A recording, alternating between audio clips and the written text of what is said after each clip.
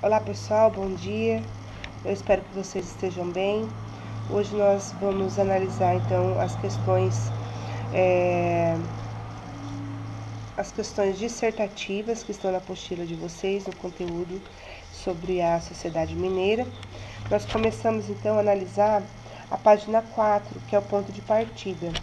Nela está se pedindo, então, tem duas imagens ali.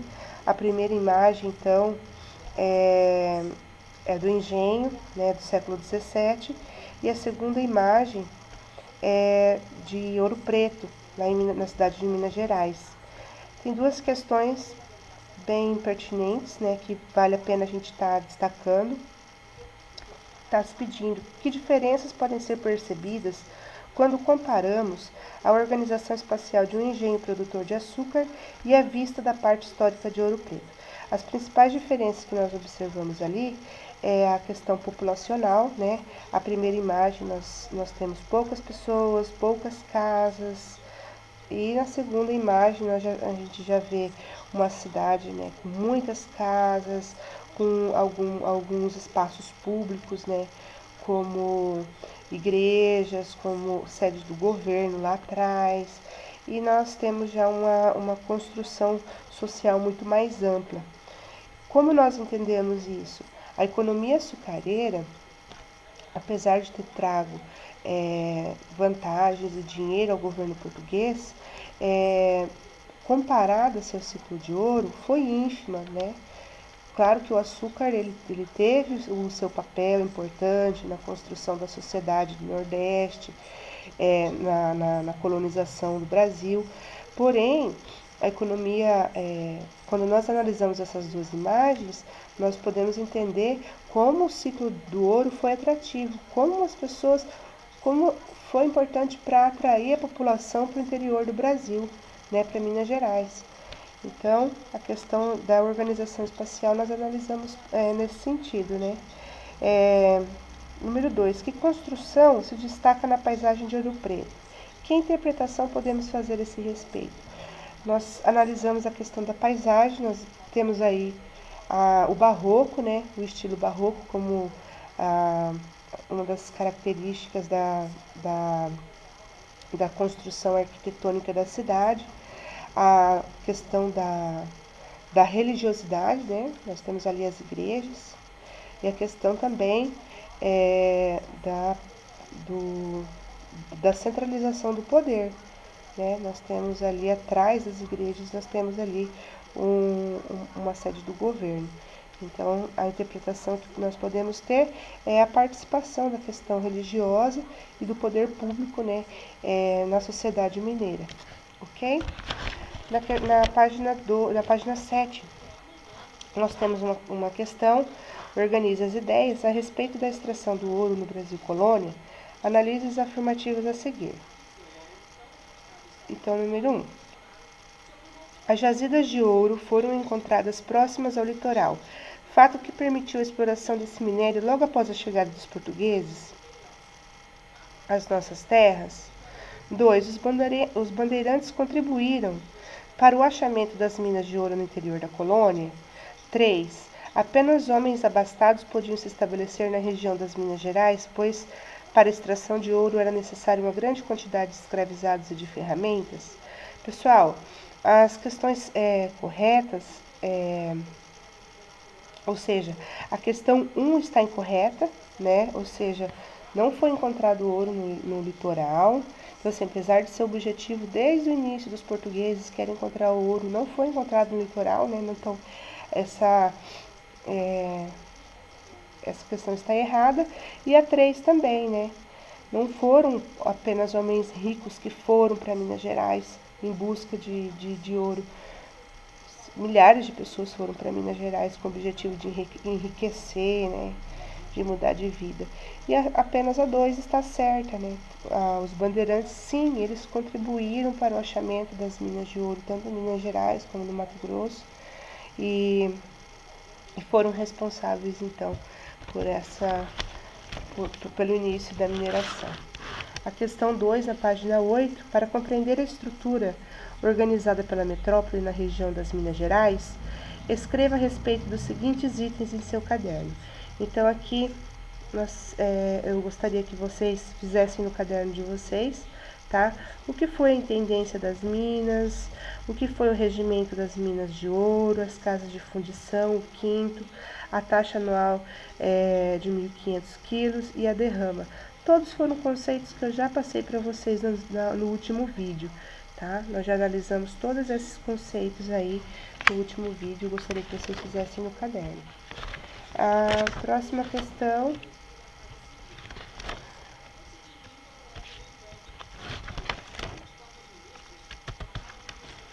sobre a Revolução Industrial,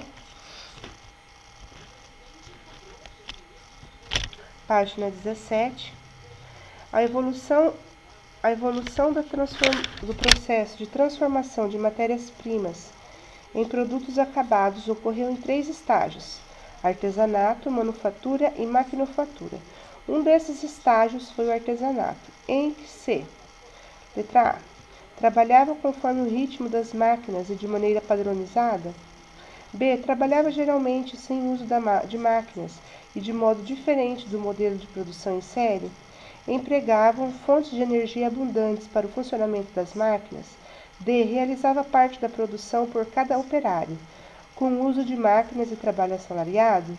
E, faziam interferência no processo produtivo por técnicas e gerentes com vistas a determinar o ritmo de produção. Então, agora aqui no próximo capítulo da Revolução Industrial, essa é uma questão de Enem, tá, pessoal? Então, a gente tem que lembrar que o processo de produção é dividido em 3 fases, né? O artesanal, a maquinofatura e a artesanal, a manufatura e a maquinofatura, que é a introdução da máquina, que é o 3º estágio. Então, a questão está se destacando, então, como ocorreu, então, a evolução do processo de transformação, né, da matéria-prima. A questão 1, então, esses estágios, né, a questão 1, em relação ao artesanato, o homem trabalhava geralmente sem o uso da máquina, né, e a produção não era em série, ou seja, quando eu falo do trabalho artesanal, eu estou falando de um trabalho manual, né, onde não há divisão do trabalho, onde não há uma produção em série, ou seja, trabalho sob encomenda. Então, a questão certa é a B. Na página 20 tem outra questão. Vamos lá, peguem a página 20. A ampliação do mercado e a organização capitalista da produção fizeram triunfar um novo sistema, a do trabalho no domicílio, ou domestic system, também chamado pelos historiadores alemães Verlagensystem, pois a ação do empresário Verlegen era fundamental. O empresário fornecia matéria-prima, por vezes, fazia adiantamentos aos artesãos, que trabalhavam nas suas casas a um preço geralmente estabelecido por peça. O próprio empresário se encarregava de colocar os seus produtos no mercado ou de exportar para países coloniais. Com base nas informações referentes ao surgimento de um novo sistema de trabalho, são feitas as seguintes afirmações. Então, aqui é uma questão somatória, tá? Então, vamos analisar cada uma e vamos ver quais estão certas. 1. O sistema de trabalho em domicílio se originou em regiões que trabalhavam para exportação, pois se adaptava muito bem à situação social e econômica de algumas zonas comerciais europeias. 2. O referido sistema não atendia às expectativas capitalistas, pois estabelecia a centralização do trabalho com o objetivo de aumentar a produtividade. 4. Pode-se inferir que o sistema de trabalho em domicílio favoreceu o surgimento de trabalhadores especialistas, isto é, cada trabalhador se tornava encarregado de uma única etapa de produção. 8. Um trabalhador que passava a situação de verleger tornava-se o comerciante responsável apenas pela colocação do produto produzido no mercado. Pessoal, como eu expliquei para vocês no vídeo anterior da explicação do capítulo, Então, como as etapas de produção elas foram mudando ao longo da história, então nós temos ali que o sistema de trabalho em domicílio, ele também coincidiu com a formação das oficinas. Então, vamos lembrar, a primeira fase de trabalho era artesanal, onde uma única pessoa era responsável por toda a etapa de produção. Eu dei o exemplo do sapato, ok? Lembrem-se, lembraram-se? Então, com a formação das primeiras oficinas, também ocorreu a divisão do trabalho. Então, mas foi nos domicílios que se iniciaram, então, esse novo sistema de trabalho. Então, a questão 1, ela está correta, por quê? O sistema de trabalho em domicílios se originou em regiões que trabalhavam para exportação, pois se adaptava muito bem à situação social e econômica de algumas zonas comerciais europeias. Então, nós temos, por exemplo, na Inglaterra, onde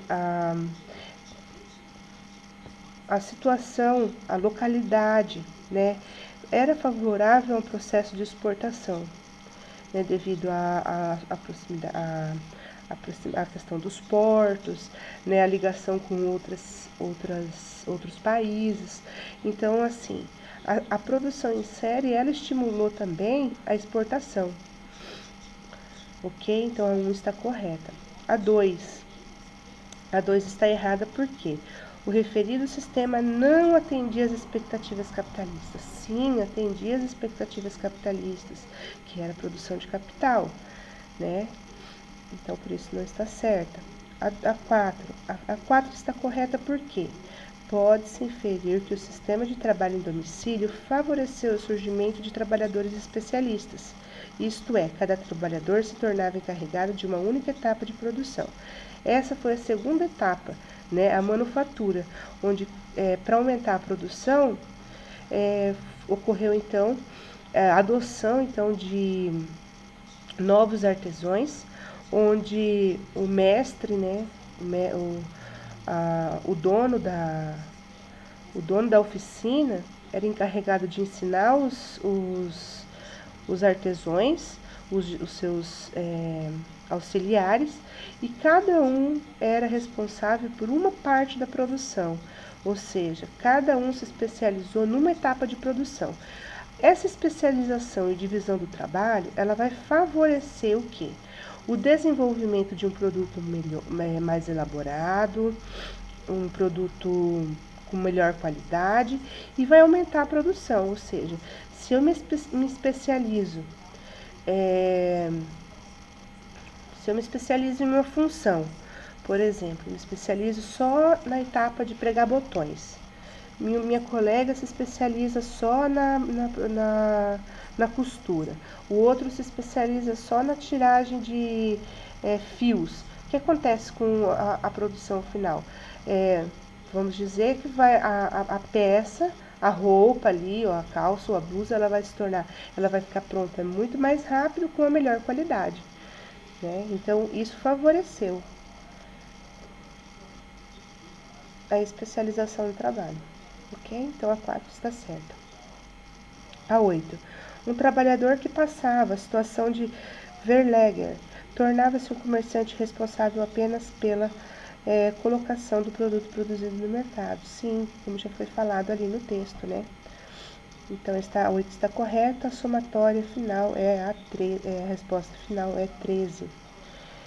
Temos mais algum documento? Na página 20 temos ali um documento. Vamos fazer a leitura desse documento e analisar essas questões ali. Vamos lá? Então, vamos lá. A respeito da divisão dos processos produtivos, que obviamente aumentou a produtividade de trabalho, muitas críticas foram feitas. Desde o século XIX, economistas, filósofos, historiadores e outros pensadores têm criticado as iniciativas que retiraram dos trabalhadores a posse do próprio trabalho. Um dos pensadores mais comentados sobre o assunto foi, talvez, Karl Marx. Heinrich Marx. Indubitavelmente, suas ideias influenciaram diretamente ou indiretamente vários desdobramentos da história do século XIX e XX. Além disso, sua produção intelectual continua sendo lida e reinterpretada.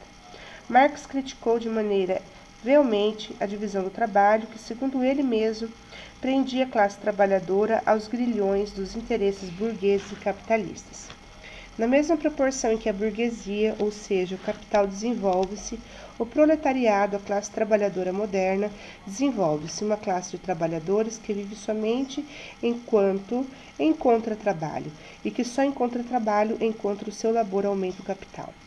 Devido ao uso extensivo de maquinários e à divisão do trabalho, o trabalho dos proletários perdeu todo o seu caráter individual e, em consequência, todo o encanto para o trabalhador.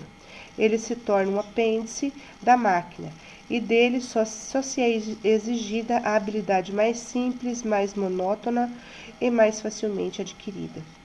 Não é suficiente que as condições de trabalho cristalizem num dos polos como capital e no polo contrário, como homens que não têm nada para vender além de sua força de trabalho. Não basta, tampouco, obrigar a estes a vender-se voluntariamente no transcurso da produção capitalista.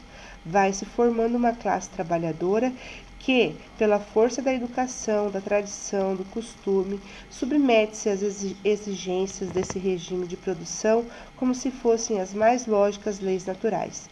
A organização do processo capitalista de produção, já desenvolvido, vence todas as resistências.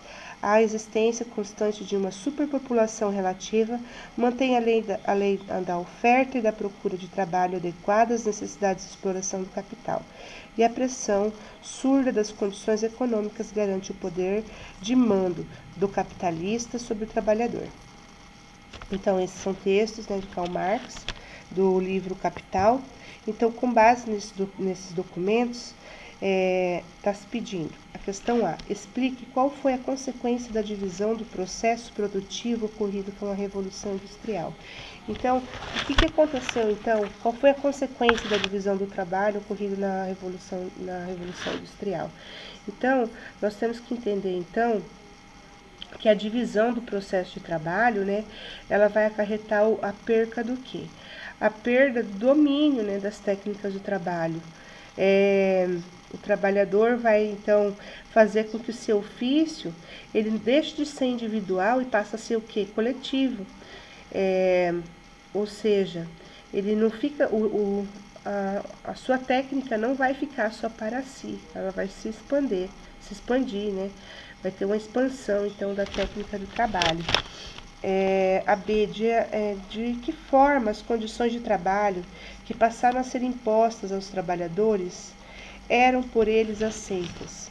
Ou seja, quando a gente fala de imposição do trabalho, os trabalhadores aceitavam, De que forma eles aceitavam?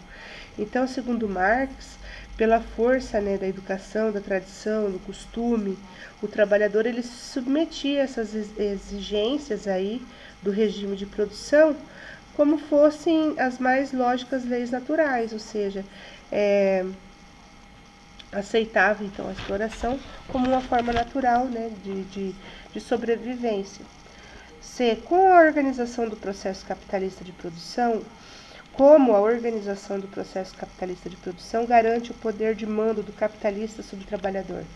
Então, essa é uma questão assim, bem interessante. A organização do processo capitalista de produção garante que o seu poder seja apoiado na pressão das condições econômicas dos trabalhadores, ou seja, a pessoa é submetida a essa exploração porque não tem dinheiro, ela precisa trabalhar para ganhar o seu sustento. Então, tais condições que, para Marx, são frutos da exigência constante de uma superpopulação relativa, que mantém a lei da oferta e da procura. Ou seja, eu preciso aceitar essas relações de exploração, por quê? Porque eu não tenho o capital necessário, então o que eu vendo? Eu vendo a minha força de trabalho, se eu me coloco na posição de explorada, porque existe o quê? Existe uma superpopulação aí que também precisa, né? E também precisa de dinheiro. Então, assim, nesse sentido, o capitalista, né? Ele vai explorar, né, cada vez mais o trabalhador, né, independente das questões que se colocam ali. Essa ideia apresentada na teoria marxista é apresentada como a mais-valia, que é o lucro retido pelo capitalista, né? Ele resulta da diferença entre o que ele paga pela mão de obra e o valor que ele cobra pela mercadoria, que é produzida essa força de trabalho. Em outras palavras, nós dizemos que é a fração do trabalho não paga o que se converte em lucro, ou seja, eu como trabalhadora sempre vou produzir mais para o meu patrão e vou receber menos, né? Ele sempre vai ficar com a parte maior desse trabalho, do meu trabalho. Na página 23 tem outra questão lá, vamos lá. A submissão de trabalhadores às péssimas condições de trabalho e aos baixos salários nem sempre ocorreu de maneira pacífica. Indignação e revolta marcaram as duas primeiras fases da Revolução Industrial. Pesquise a respeito de como os trabalhadores demonstraram o próprio descontentamento. Posteriormente, use sua pesquisa para responder os 3 itens da atividade a seguir. Então, aqui está pedindo para vocês fazerem uma pesquisa, então, em relação aos movimentos que ocorreram durante a Revolução Industrial, né? Os movimentos de luta e de resistência, né? Porque nem sempre a exploração ocorreu de modo pacífico, né? Houve movimentos de rebeliões, nós temos aí o movimento ludista como exemplo, a formação dos movimentos operários, a formação de partidos políticos que reivindicavam melhores condições de trabalho. Enfim, eu gostaria que vocês também fizessem essa pesquisa. E temos ali a questão 2, que é da Federal de Minas Gerais. Os amotinados apareceram de repente, em grupos armados com comandantes regulares. O chefe deles, seja quem for, é denominado General Lute. Em suas ordens são tacitamente obedecidas como se tivesse recebido sua autoridade das mãos de um monarca. Na Inglaterra do século XIX ocorreram vários episódios como mencionados nesse trecho, alcunhados pela tradição do movimento ludista. Identifique as ações mais comuns dos chamados ludistas. As ações mais comuns era a quebra das máquinas, porque eles acreditavam que os responsáveis pela exploração, pela má qualidade de vida, né, por toda a desigualdade social ocorrida na Inglaterra, era culpa das máquinas. Para eles, as máquinas era responsável por todo esse processo. Explique os objetivos de tais ações. Os objetivos era quebrar as máquinas, né? Era culpar as máquinas por tudo que estava acontecendo. Alguns anos depois, líderes operários ingleses criaram um movimento político de grande repercussão, denominado cartismo. Explique os propósitos do movimento cartista. Então, nós temos ali no século XIX, o movimento cartista que vai ter um reflexo muito grande, né, nas questões, então, de reivindicação e criação de novos partidos de apoio à classe trabalhadora.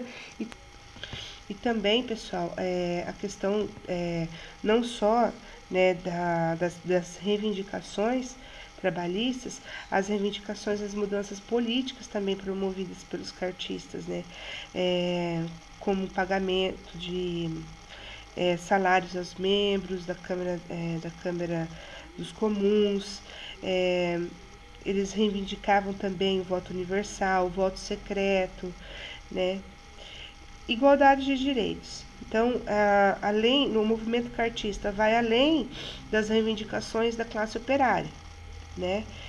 Diante da pressão operária que ocorreu, também eles vão reivindicar, né, questões políticas também, né? Onde para os cartistas era necessário também ter o quê? Representantes da classe operária na política, né? É isso. Vamos continuar então. Mais alguma questão? Deixa eu procurar aqui. página 23. Já estamos agora, página 24. Parece claro que o processo de industrialização que começou na Inglaterra se tornou crescentemente global e afetou todo o mundo. Também parece claro que não houve uma única revolução industrial, porque a revolução industrial, na verdade, continuou. Por exemplo, ali da segunda metade para o fim do século XIX, a revolução industrial atingiu uma nova fase, com a importância obtida por novas fontes de energia, como a eletricidade e o petróleo. As mudanças tecnológicas que afetam o processo industrial hoje têm sido assim nos últimos 20 anos. São quase certamente mais dramáticas ainda e produzem efeitos universais, porque afetam toda a natureza do trabalho. Com base na declaração do historiador Eric Hobsbawm sobre a Revolução Industrial, são feitas as seguintes afirmações. Trata-se de um movimento ocorrido apenas durante o século XVIII e início do século XIX? A Revolução Industrial passou por transformações significativas em razão de vários fatores, entre eles a contínua substituição das fontes de energia. Uma das características mais notáveis da Revolução Industrial foi a introdução das máquinas automáticas, caracterizando uma evolução tecnológica que se estende até a atualidade. E 4. A Revolução Industrial, apesar de seu caráter global, não alterou significativamente a natureza do trabalho. Pessoal, quando nós analisamos ali as etapas da Revolução Industrial, primeiro, nós temos a questão número 1, não está certa por quê? Porque ela não ocorreu somente no século XVIII e no século XIX. Nós estamos vivendo processos de revoluções industriais constantes. A todo momento está ocorrendo mudanças e transformações, né? A questão 2, ela está certa, por quê? Porque a Revolução Industrial passou por transformações significativas em razão a vários fatores, né? Inclusive a questão energética, as fontes de energia. A questão 3 também está certa, por quê? Porque uma das características da Revolução Industrial é a introdução de máquinas automáticas, né? Caracterizando uma evolução tecnológica que se estende até hoje. Então, é essa. A quarta não está certa porque a Revolução Industrial, apesar de seu caráter global, não alterou significativamente a natureza do trabalho. Muito pelo contrário, a Revolução Industrial ela altera as relações da natureza do trabalho constantemente, a todo momento. Vamos lá? Na página 25 tem outra questão. Em 1869, o jornalista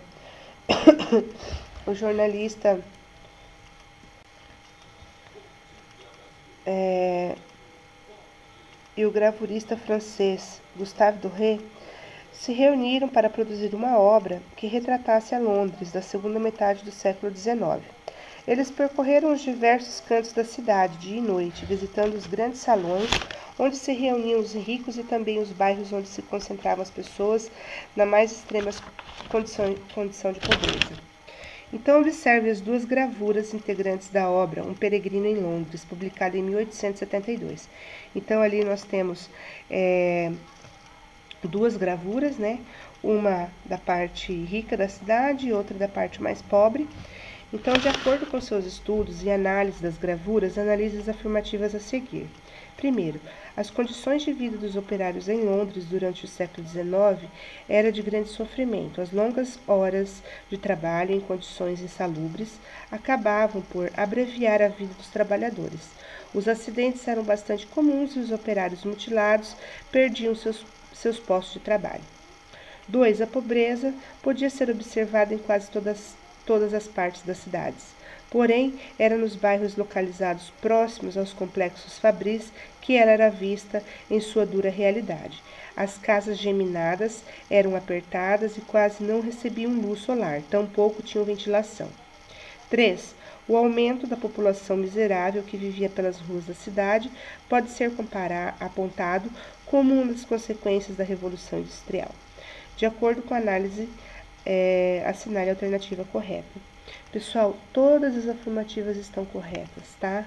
Nós temos que ver ali que o século XIX foi um século de grandes transformações, né, da passagem do sistema econômico para o sistema econômico manufatureiro para o industrial, que gerou então uma intensa pobreza, uma intensa desigualdade social, que transformou então todas as formas de todas as questões sociais, políticas, econômicas, né, culturais também, a urbanização das cidades, o processo de êxodo rural. Então, todas essas questões estão certas, né?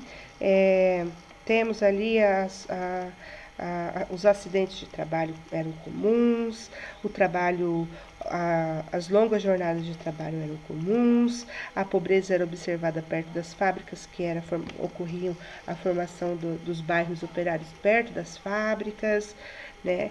E o aumento da população que vivia nas ruas, ela é uma consequência da Revolução Industrial. A questão 2. Retorne a imagem apresentada na seção Ponto de Partida e estabeleça uma relação entre a cena idealizada por Charlie Chaplin e as condições de trabalho impostas aos operários ingleses. Então, vamos lá no início da página. Então, quando nós analisamos lá a imagem de Charlie Chaplin, nós temos que entender, né, a ideia de que Chaplin está sendo o quê? Ele está sendo engolido pela máquina, né? Então, o operário, a questão do operário, ele é bastante significativa. Ele representa o quê? O tempo, né? A energia e o espaço, né? Que o trabalho passou a ocupar na vida dos operários após a Revolução Industrial. Então, como uma sugestão para debate, nós temos que analisar a questão do tempo, né? Do trabalho, né? A preparação do trabalho, né, como nós se preparamos para o trabalho, né, ao longo da vida, né? O trabalho ocupa quanto do nosso tempo? Qual que é a nossa jornada de trabalho? O que é possível analisar as relações, né, de trabalho na nossa vida e discutir, né, a questão das políticas capitalistas, né, em relação ao incentivo ao trabalho, a valorização de quem trabalha muito e também a depreciação, né, de quem sofre em relação ao trabalho, né. O trabalho, né, nós conquistamos bens a partir do trabalho, né, isso também é a conquista dos bens materiais, o que é importante a partir do trabalho. Então, são todas questões que a gente tem que analisar a partir dessas questões que são levantadas aí, quando nós falamos sobre o trabalho. Desculpa.